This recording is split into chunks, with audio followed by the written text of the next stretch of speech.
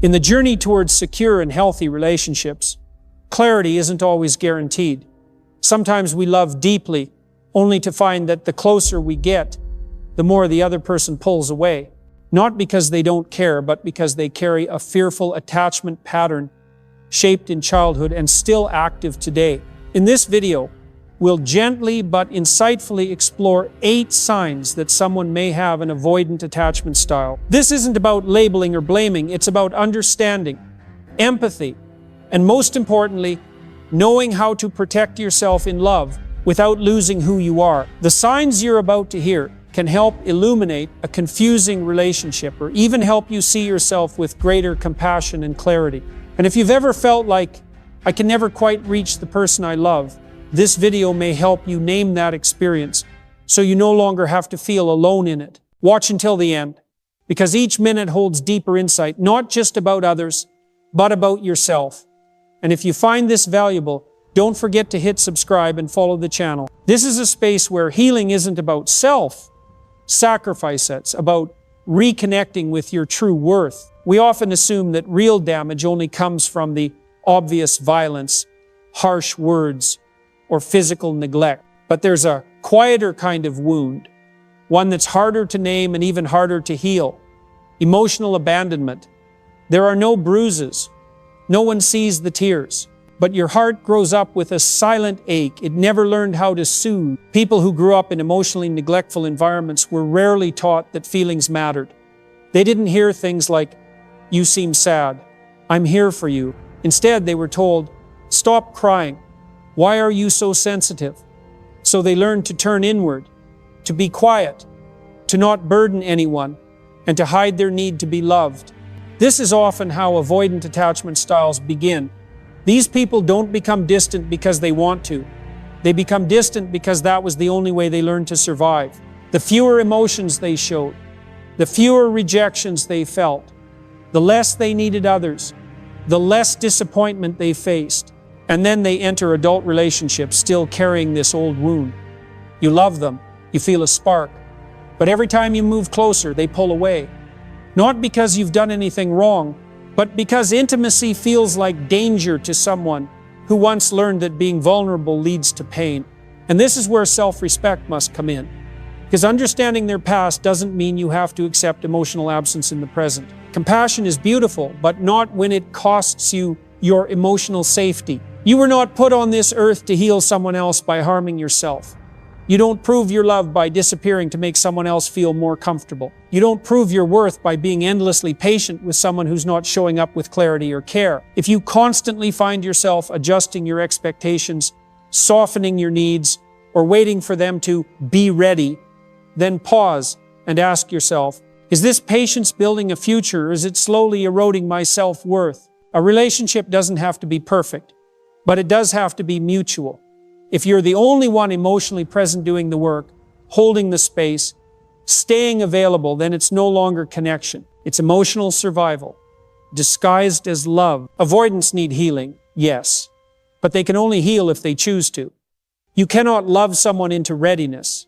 You cannot be soft enough to melt defenses they built to survive long before you arrived. What you can do and must do, honor your own value. Let your love not be proof of how much pain you can endure. Let it be a reflection of your strength, your boundaries, and your capacity to love without abandoning yourself. And if one day you find yourself needing to walk away, not because you stopped loving, but because you started choosing yourself, then know this: that is not weakness, that is strength. You were not born to beg for love. You were born to be loved with presence, clarity, and intention. Anything less than that is simply not enough for the heart you carry. After growing up in an environment where their emotions were unseen or invalidated, the avoidant individual develops a core belief: emotions are a problem.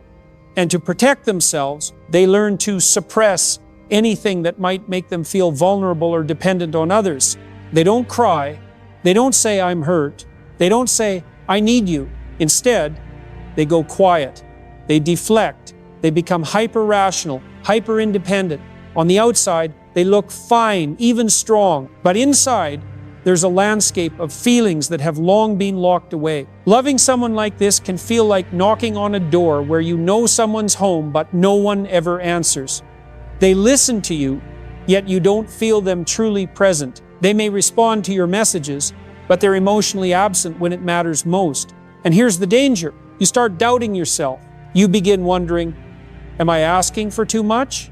Am I being too sensitive? But in truth, you're only asking for things that are basic and healthy in any relationship: to be responded to be emotionally connected, to trust that your feelings aren't a burden. Avoidants don't just suppress their own emotions, they often unintentionally train you to suppress yours too. When you cry, they seem uneasy. When you need them, they don't show up. When you express emotions, they deflect or go cold. Over time, you start shrinking yourself to preserve the relationship. But here's what you must remember. Silence is not love. Suppression is not strength. And if your relationship only survives when you're not too emotional, then this isn't healthy love. Avoidant individuals often punish themselves when they feel weak. They won't ask for help. They won't admit when they're overwhelmed. And if you bring emotion to the surface, it touches a buried part of thema, deep fear of being seen too clearly, of being needed. But you don't have to join that emotional shutdown. You can love without silencing yourself. You can choose to hold space for your own emotions without apologizing for them. If you have to shrink yourself to be loved, then it's not love, it's conditional survival. And you, your heart, your feelings deserve presence. You deserve a love that doesn't make you feel like you're too much. Remember, if they have the right to go silent, you have the right to speak. If they have the choice not to share, you have the right to ask for response. Love isn't a contest of who needs less. It's a space where two full humans with emotions and needs are allowed to exist and still be chosen. There's a kind of relationship that always feels unfinished. You spend time together, laugh, share moments of affection, but no matter how long it lasts, you can't shake the feeling that you've never really touched them. Everything happens on the surface, easy, casual, close enough to keep you hopeful, but far enough to leave you questioning. This is one of the hallmarks of avoidant attachment when it comes to emotional intimacy. They might be physically close, sharing meals, sleeping beside you. But when you try to initiate deeper conversations about fears, dreams, emotional wounds, they pull back like a startled shell. They avoid topics that make them feel emotionally exposed. Often they'll explain it away with lines like, "I'm not good at feelings. Let's not make it heavy," or worse, complete silence. And so you do what tender-hearted people often do. You try to be easy. You talk less. Soften your needs. Keep the vibe light, hoping that one day they'll feel safe enough to open up. But weeks turn into months, months into years, and your relationship stays anchored to what's safe. Movies, work, surface chatter, casual intimacy. Everything that's supposed to be there is there except for what's real. You begin to feel lonely even when they're beside you. The rejection doesn't come through harsh words, but through the absence of emotional presence. They're there, but they're never fully with you. And you start to wonder, am I being too sensitive? Is my desire for emotional connection the problem? The answer is, you are not wrong for wanting depth. There is nothing unreasonable about wanting to be known, understood, and emotionally seen. The heartbreaking truth is, you're trying to draw water from soil that's been frozen for a long time. That doesn't mean you don't deserve to be nourished. It just means this place cannot give you what you need. Avoidants don't shut down because they're cruel. They shut down because, to them, intimacy is tied to old wounds. They believe that if someone truly sees their inner world, it will lead to rejection, exposure, and loss of control. But you don't need to abandon your desire for real connection to make them comfortable. You don't have to turn yourself into a low-maintenance, low-emotion version of yourself just to stay. You have a right to emotional intimacy. You have a right to ask deep questions. You have a right to be seen and to see in return. If the relationship only works at a shallow level, then eventually you must ask, What are we really building here? A relationship or just a familiar version of loneliness dressed up as partnership? Real love isn't just about physical proximity. It's when two hearts are brave enough to remove their armor, to face each other fully, even when it's messy, imperfect, and real. And if you're ready for that kind of love, don't be afraid to walk away from places that only show you the surface. Because you weren't born to love a wall. You were born to reach a heart.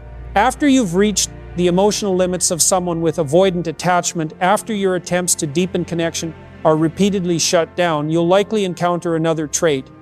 They build thick, impenetrable boundaries. And unlike healthy boundaries, which foster clarity and safety, these boundaries don't create space for you to come closer. They exist to keep you out. At first, it might seem like independence, like someone who's self-reliant and emotionally responsible. But over time, you start feeling like a stranger in the life of the person you love. They don't share personal details. They avoid introducing you to their family. They don't let you see them when they're hurting. They have their routines, their emotional zones, their personal time all, surrounded by invisible fences that you're never invited to cross. You may tell yourself, they just need time. But as time passes, the door doesn't open, it locks tighter. And eventually, you realize this relationship doesn't feel like connection anymore. It feels like a long-term, polite arrangement. That's when you need to recognize the difference. Healthy boundaries create clarity and connection. Extreme boundaries create distance and isolation. An emotionally mature person will say, here's what I need to feel safe.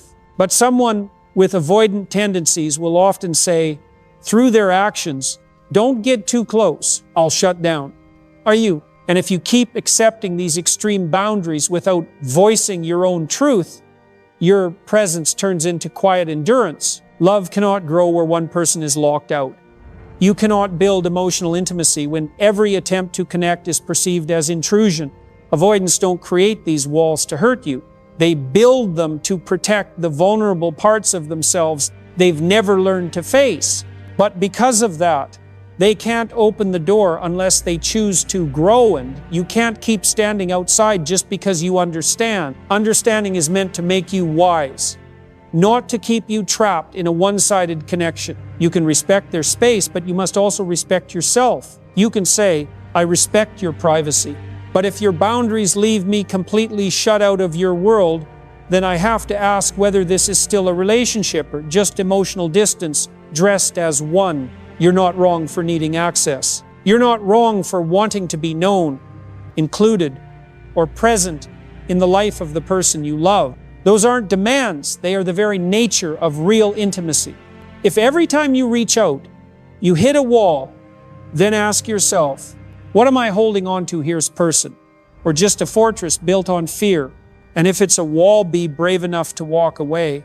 Because you weren't born to love from the outside. You were born to enter a connection where both hearts meet fully and freely. When boundaries are built too high, too thick, and never opened, what you begin to feel most clearly is the shallowness of the connection. Things are still happening. You talk, you spend time together, you laugh, maybe even share physical closeness. But it's like a glass that's only filled 1/4 of the way. It never feels truly full. Never enough to say, I feel deeply connected.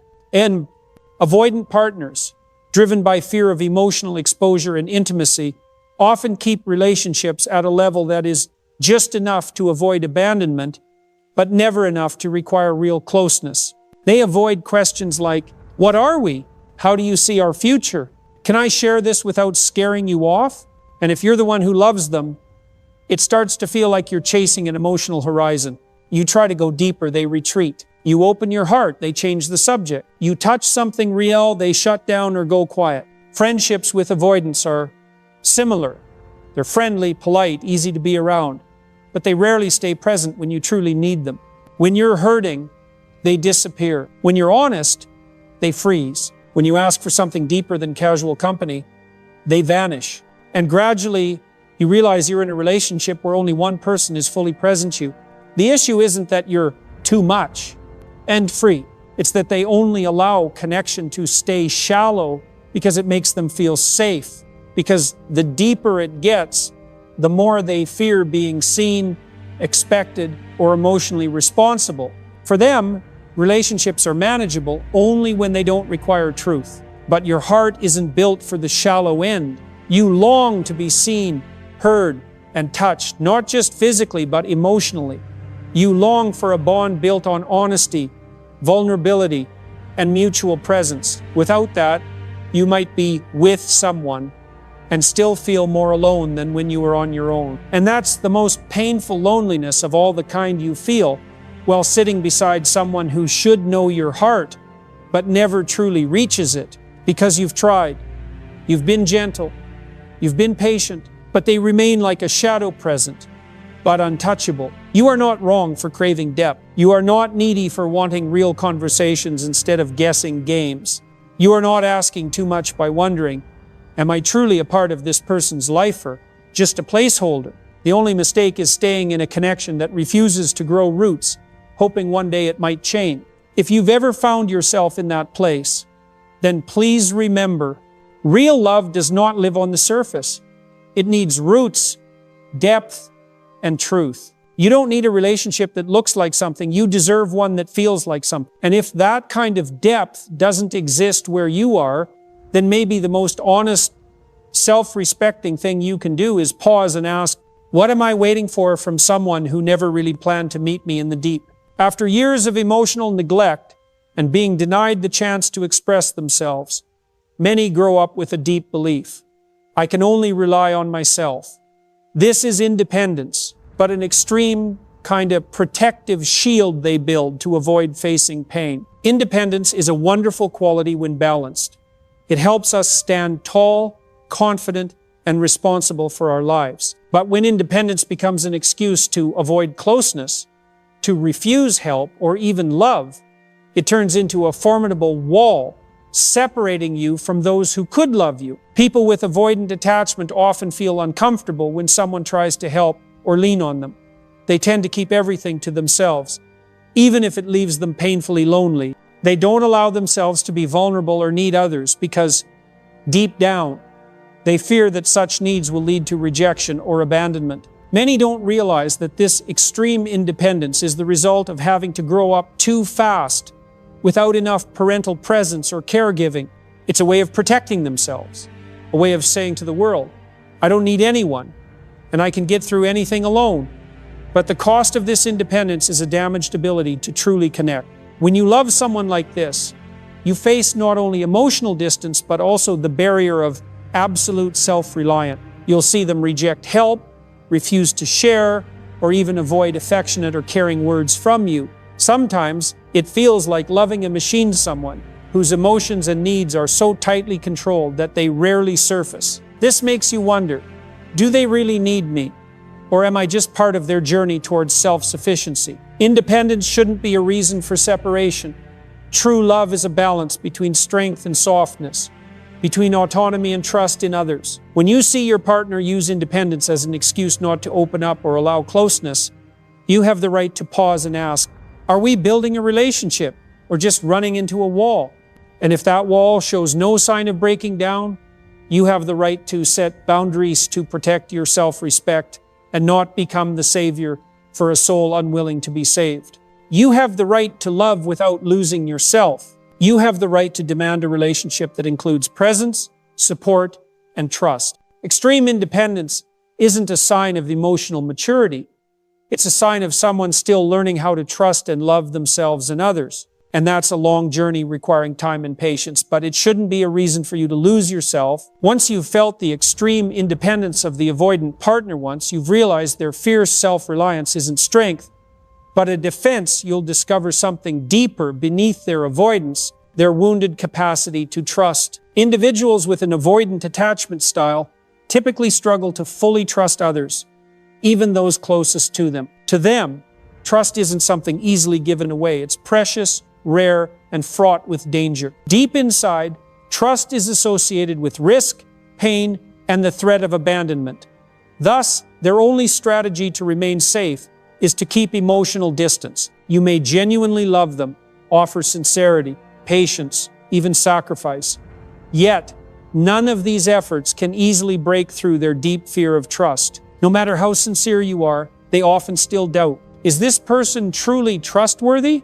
Will they stay once they know who I really am? The problem isn't you. The problem lies in their own unresolved wounds, past experiences of abandonment, betrayal, and disappointment that prevent them from fully trusting others again. They see intimacy as the greatest threat because it gives another person power to hurt them. In your relationship, you might notice constant caution, suspicion, or even outright distrust from them, even though you've never given them a reason to doubt. This leaves you feeling confused and hurt, wondering, why does the person I love doubt my sincerity? The truth is, they're not doubting you, they're doubting their ability to endure the pain of betrayal or hurt if it happens again. However, understanding the root of their distrust doesn't mean you should endure endless suspicion or blame yourself. You cannot heal someone else's wounds by becoming perfect. Trust cannot be forced, it can only be built internally through their own healing. What matters most is recognizing your own limits. If you're constantly proving yourself trustworthy, explaining or reassuring them to feel secure, that's a sign you're shouldering a responsibility for healing that doesn't belong to you. You weren't born to constantly prove your worthiness of trust. You were born to be loved naturally and easily, without continuously passing tests of trust. And when you've done all you can, when you've shown sincerity, patience, kindness, but they still refuse to let you into their inner world, you must pause and ask, am I truly in a relationship, or am I just endlessly trying to break through an emotional wall? Trust isn't just a condition for love, it's the foundation. If the person you love isn't ready to build that foundation, you have the right to step back to protect yourself. You can choose to uphold your self-respect, your self-love, rather than continuously trying with someone who isn't ready to trust. You deserve a love rooted in trust, not suspicion. You deserve someone brave enough to open their heart, even if that openness means risking pain. Ultimately, love cannot flourish in an environment lacking trust. It thrives only when both partners fully believe in their ability to love and be loved by each other. After you've recognized the trust issues of your avoidant partner, you may begin to notice another clear trait in how they interact with the world: a strong tendency toward criticizing themselves and others harshly. They live with a powerful internal critic that colors everything they see. This trait is especially pronounced among those with a dismissive, avoidant attachment style, where noticing flaws rather than strengths becomes almost automatic. They quickly find faults within themselves and are equally adept at pointing out even the smallest mistakes in others. This critical behavior isn't driven by cruelty, it's rooted in an internal fear of being perceived as flawed or weak. Often, they grew up in environments where mistakes were unacceptable and emotions unwelcome. Thus, they've learned to believe their self-worth depends on avoiding imperfections. When perfection inevitably proves impossible because no one is flawless, they punish themselves with harsh internal dialogue. I'm not good enough. I'm unworthy of love. I'm a burden to others. This internal criticism often unconsciously extends outward, leading them to apply those same unrealistic standards to people around them. You might find yourself under constant scrutiny, feeling judged or inadequate, and you begin questioning yourself. Am I doing something wrong? But the truth is, the issue isn't you. The real problem is their inability to accept and forgive themselves. They have never learned to approach their own vulnerabilities with kindness and compassion. Criticism has become their default mode. It's how they understand themselves and how they interact with the world. In loving someone who is highly critical, you might find yourself desperately striving to be perfect, avoiding criticism at all costs. You become cautious, careful, and begin shrinking yourself to avoid making mistakes. However, this approach only amplifies your insecurity, because genuine love never requires perfection in exchange for acceptance. You cannot heal them by enduring their criticism or proving yourself faultless. They can only change when they recognize criticism doesn't bring healing, it only deepens isolation, both for them and for those around them. What's most important is setting clear boundaries for yourself. When you feel hurt by excessive criticism, you have the right to express yourself clearly. I understand you're struggling internally, but it doesn't mean I have to accept constant criticism. I need a safer emotional environment in which I can thrive. Remember, love doesn't mean tolerating emotional pain or criticism.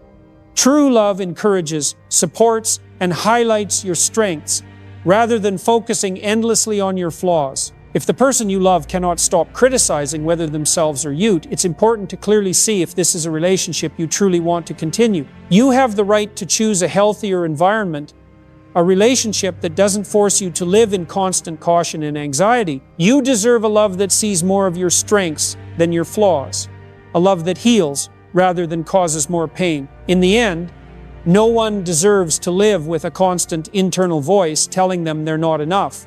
And you certainly should never accept such a voice, whether from them or from within yourself.